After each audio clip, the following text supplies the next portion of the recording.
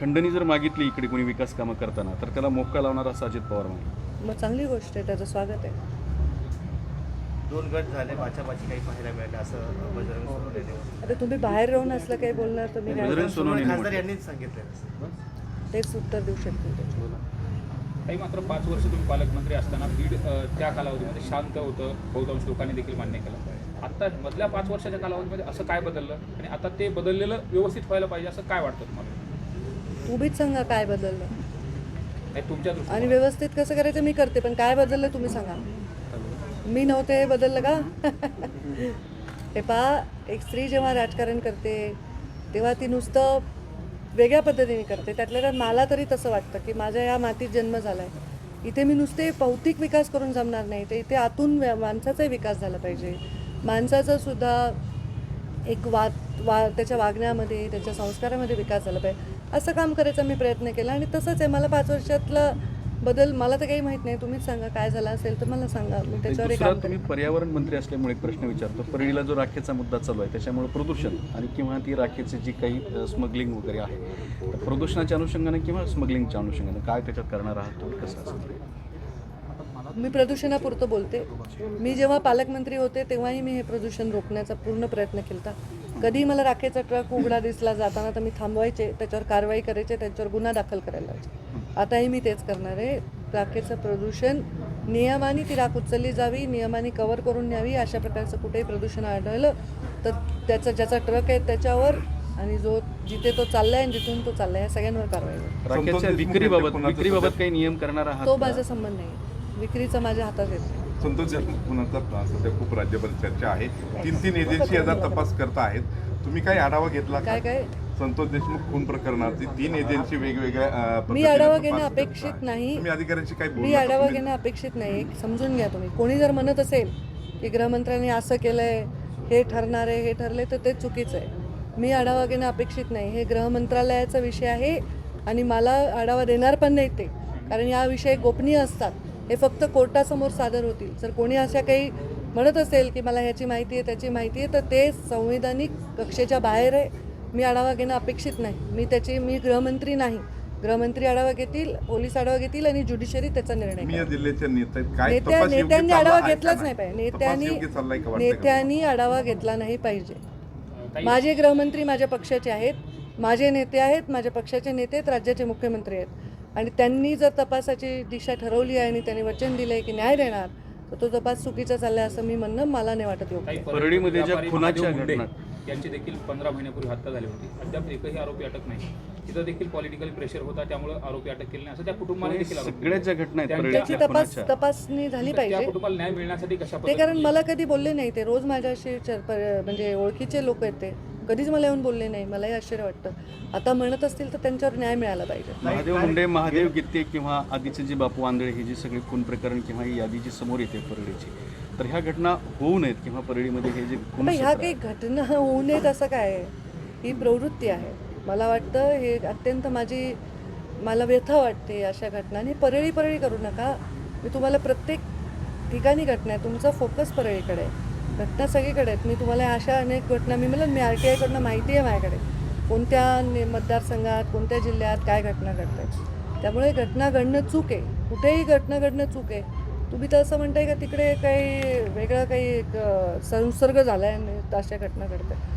घटना चूक आहे. फाशी दिली पाहिजे. जे कोणी त्याच्यात गुन्हेगार आहे पकडलंच पाहिजे त्यांना. गेल्या काही दिवसापासून बघितलं बरं, ताई- 73 कोटीच्या घोटाळ्यासंदर्भात एक कागदपत्र काल ते दिले दादाला देणार आहेत, ते तपासतील. काल दिले गेले होते. मात्र ते आपल्या परळी मतदारसंघ जो तुम्ही तळहाचा फोडासारखा जपलेला होता, तर तसं जर ते होत त्यांनी असेल दादाला देणार आहेत, नाही, ते तसं जर होत तपासतील. असेल चौकशीची मागणी करताय कारण कशा पद्धतीने करताय? ते दादाला देणार आहेत, ते तपासतील. बरं, ते लक्ष्मण हाके संतोष देशमुख खून प्रकरणानंतर जी बाहेर आले ते म्हणतात की हा तपास आकस बुद्धीतून होतोय किंवा विशिष्ट समाजाला ते टार्गेट. त्यांचं मत आहे.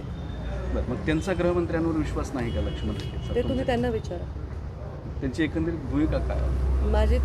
त्यांची भूमिका मी मांडेल असं आवश्यक नाही आणि ते माझा संबंधही नाही त्यांना. ताई, आगामी स्थानिक स्वराज्य संस्थेच्या दृष्टिकोनातून बीड जिल्ह्यामध्ये भाजप कशा पद्धतीने कामाला लागले आणि त्याची तयारी कशी झाली? आता जसं मग सांगत होतात की जी सदस्य नोंदणी अभियान चालू आहे तुमचं, भाजपचं, तर त्या अनुषंगाने कशी बांधणी केली जाते आणि स्थानिक स्वराज्य संस्थेमध्ये भाजप कसा नेमका प्रेझेंट करेल, कशाबद्दल लढतोय? भाजप लढतोय, जसा लढतो सगळीकडे तसा लढतो. हे मी किती विस्तृत उत्तर दिलं तर तुम्ही दाखवणार नाही, त्यामुळे मी काय आता उगीच माझा गळा खराब करत नाही. धन्यवाद. थँक्यू. त्यावर व्हायरल केली जात आहे. हे अधिकारी ह्या गटाचे आहेत, हे अधिकारी ह्या गटाचे आहेत. बीडमधील अधिकाऱ्यांच्या विषयी अशी शंका उपस्थित केली जाते दोन्ही बाजूने. अधिकाऱ्यांनी नेमकं काम कसं करायचं आणि ही सगळी परिस्थिती बदलण्यासाठी तुम्ही काही वेगळे सूचना करणार का प्रशासनाला? हे पहा, आता हे व्हायरल खूप झाले. आता मी पण व्हायरल झाले माझ्याही वेळेच्या यादी. मी पण सांगते माझ्या वेळी कोण कोण आहे. मी माझ्या लोकसभेच्या प्रचारात सांगायचे. कधी मला तर वाटत नाही की मी अधिकारी घेताना त्याचा CR शिवाय काय पाहिलेलं आहे. तो कसा दिसतो, त्याची उंची किती, त्याचं वजन किती, त्याच्या घरी कोण आहे, हे माझा प्रश्न नाही. त्याचा CR कसा आहे, तो कुठल्या क्षेत्रात चांगलं काम केलं आहे का, हे बघूनच घ्यायला पाहिजे. त्या अधिकाऱ्यांनी पण तेवढंच काम केलं पाहिजे. उलट अधिकाऱ्यांनी राजकीय अभिनिवेश बाजूला ठेवूनच काम केलं पाहिजे. त्यांच्यासाठी सरकारचं योजना करणं एवढाच त्यांचं काम पाहिजे आणि त्यांनी तेच केलं पाहिजे. आरोप प्रत्यारोपाचं त्यांनी जास्त मनावर परिणाम करून घेऊ नये. ते होत असेल नक्कीच, पण करू नये, कारण त्यांचं काम हे फारच चौकटीत आहे. अशी अपेक्षा व्यक्त केली होती. बीडच राहायला पाहिजे. हां, बीड नाही, बीड विकास तसा झाला पाहिजे, विकास तसा झाला पाहिजे. आता पालकमंत्री अजित पवारच आहेत. आज मी बैठक कुठेही देखील- गेले, मी जरी जपानला गेले तरी म्हणेन बीड जपानसारखा झाला पाहिजे. असं नेता हवाय का नाही तुम्हाला, की जो जिथे जाईल तिथला विकास बघून म्हणेल की असा विकास झाला पाहिजे, तो जिल्हा तो झाला पाहिजे असं नाही. तर मी जिथेही जाईन तिथे वाटेल की हा जिल्हा असा विकासाचा व्हावा. त्या दिशेने काय प्रयत्न सुरू होतात? आज पहिली बैठक त्या दिशेने प्रयत्न सुरूच आहे ना. माझ्या 5 वर्षाच्या काळात पहिले रोड नव्हतं, इन्फ्रास्ट्रक्चर नव्हतं, रेल्वे नव्हतं, पाण्याच्या दुष्काळ होता. त्या सगळ्या गोष्टींची लढत इथपर्यंत आलो आहे. आणि आता जरा इन्फ्रास्ट्रक्चर तयार करून जास्तीत जास्त इथे लोकांना चांगला विकास द्यावा याचा प्रयत्न आमचा आहेच आहे. तो प्रयत्न यशस्वी व्हावा अशी प्रार्थना करते. आता रेल्वेचं स्वप्न देखील पूर्ण होतंय. रेल्वे उद्घाटनाच्या प्रतीक्षेत आहे, बीडपर्यंत पोहोचते, परळीपर्यंत पण लवकर पोहोचेल अशा पद्धतीने रेल्वेचे अधिकारी सांगतात. कसं बघता याच्याकडे आणि रेल्वे आल्यानंतर विकास होईल का? आणि ह्या रेल्वेमध्ये श्रेयवाद खूप मोठा चालू आहे. श्रेयवाद जरी असलं तरी ही रेल्वे पूर्ण हवी वाद आहे. केव्हा असतो, जेव्हा हे 2 लोक बोलतात. आम्ही तर काही म्हणतच नाही आहे ना. आम्ही तर काही म्हणत नाही. जे आम्ही केलं ते जगासमोर आहे. वाद केव्हा असतो, जेव्हा 2 माणसं वेगळी मतं मांडतात. जे केलंय सगळं आजकाल ऑनलाईन आहे. कधी बजेट आलं, कोणी आणलं, सगळं आहे. सकाळी दादांवर बारामतीत आहे, अजितदादांवर मुंबईच्या बैठका, तर कुठेही आहे. तर मला कळतच नाही, मी तिथं बसून यायचं वाटतं का तुम्हाला? असं नाही तुम्हाला त्यांनी कुणीही काही खंडणी जर असा मागितली तर त्याच्यावरती संबोधतात. मुक्का लावणार असं 2 म्हणतात अजित दिवसापासून पवार. तुमचा ताई ताईच असा म्हणतात बऱ्याचदा राजकारणात. उल्लेख तुम्ही ताईच म्हणणार ना मला. ताईच राजकारणात म्हणणार. काय म्हणायला पाहिजे मला? काय ताई जर कोणी केला. खंडणी तुमच्या कौटुंबिक कलह होता खूप वर्षापूर्वी आमच्यात काही कौटुंबिक कलह पूर्वीचा म्हणजे कौटुंबिक कलह नव्हता. आम्ही 2 वेगळ्या पक्षाचे, वेगळ्या विचारांचे होतो. कौटुंबिक काय आमचे वैयक्तिक भांडणं वगैरे काही नव्हतं. फोडल्याचा आरोप या सगळ्या गोष्टीमुळे हा प्रश्न विचारतो. पूर्वी जे हो ना, मग त्याच्या सगट आम्ही इथे आहोत. तर ते विषय कौटुंबिक वैयक्तिक विषय नसतो. तो एक राजकीय विषय आहे. खंडणी जर मागितली तर मोक्का अविरत प्रक्रिया बदल होत असतो. पण जेव्हा मी पहिल्यांदा जिल्हा नियोजनच्या बैठकीला स्वतः मंत्री म्हणून आले, तेव्हा माझ्यासोबत प्रीतमताई खासदार होत्या. आणि आज मला राहून राहून आठवण येत होती की प्रीतमताई 5 वर्ष माझ्याबरोबर खासदार होत्या. यावेळी नवीन खासदार आलेले आहेत आणि मला वाटतं नमिता मुंदडा माझ्याबरोबर नव्हत्या. मी जेव्हा 5 वर्ष होते त्या नवीन दिसल्या. आणि विजयसिंह पंडित नवीन आमदार आले. बाकी जवळपास टीम तीच होती. या सगळ्या DPDCमध्ये जे बीडमधलं वातावरण आहे किंवा या संदर्भात अजित पवारांनी काही सूचना दिल्याची माहिती आहे. काय सूचना होत्या त्या आणि काय काय सांगितले? पण अजितदादांनी जशी एक अकॅडमिकली बैठक कंडक्ट करायची असते तशीच कंडक्ट केली. त्यांनी अधिकाऱ्यांना, जशा आम्ही सुद्धा इथले बीडचे असून सुद्धा पालकमंत्री म्हणून ज्या सूचना देऊ तशाच त्यांनी सूचना दिल्या. म्हणजे मी स्वतः पालकमंत्री असताना म्हणायचे चुकीचं काम झालं नाही पाहिजे, कडक काम करा. तसंच त्यांनी चांगलं काम करा असं सगळ्यांना सांगितलेलं आहे. आणि पक्षपातीपणा करणार नाही हेही त्यांनी सांगितलं आहे. दहशतीचा जो मुद्दा होता, म्हणजे बीड जिल्ह्यातली दहशत किंवा बीडची बदनामी वगैरे, हा मुद्दा सुद्धा चर्चेत आला असं बजरंग सोनवणे म्हणले. तसं काही झालं का? त्याची काही चर्चा झाली दहशतीचा? आणि मला नाही दिसलं अशी काही चर्चा. ताई बीड जिल्ह्यात याच्यावर एक चर्चा वगैरे असं काही झालं. बीड जिल्ह्यात सातत्यानं तेच अधिकारी येतात. आता जिल्हाधिकारी सुद्धा खूप वर्ष इथंच होते असं सांगितलं. त्याच्यावर काही चर्चा झाली का आज DPDC मध्ये? तो विषय जिल्हा नियोजनचा नाही आहे. आपला अभ्यास अपूर्ण असतो. आपण पण प्रश्न विचारतो. तर हे विषय जिल्हा नियोजनचे नसतात. मागच्या वेळी काय निर्णय झाले त्याचा अनुपालन अहवाल असतो, त्याच्यावर आता कार्यकारी काय करणार अधिकारी हे असतं. हे विषय जिल्हा नियोजनचा नाही. बैठकीनंतर अजितदादावर तुमची ह्या व्यतिरिक्त काही चर्चा झाली का? माझी बैठक झाली. बैठकीनंतर माझी काही त्यांच्याशी चर्चा झाली नाही, आणि जरी मी त्यांच्याशी चर्चा केल्या एकदा नाही अनेकदा, तर त्या चर्चा मी तुम्हाला सांगेन कशावर. राज सध्या धनंजय मुंडे ठाकरेंचं यांचा विषय खूप चर्चेमध्ये आहे. आज त्या विषयावर दादांशी तुम्ही काही बोलला का, एक बहीण म्हणून किंवा एक सहकारी म्हणून? माझं म्हणणं आहे कुठल्याही विषयात आपण हस्तक्षेप करणं योग्य नाही. राज ठाकरेंनी बऱ्याच अनेक दिवसानंतर ही बैठक झाली होती DPDCची. ती वादळी होती का एकदम शांततेत होती? कारण अपेक्षा होती की खूप आतमध्ये ती शांततेत झाली, त्याच्यामुळेच तुम्हाला काही त्याच्यात सापडत नाही आहे. शांततेत झाली, साहजिक आहे. बैठक म्हणल्यावर विधानसभेत काही वादळी नसतात का? विधानसभेचे अधिवेशन, आमदार बोलतात, चर्चा करतात, अधिकाऱ्यांनी हे केलं नाही ते म्हणतात.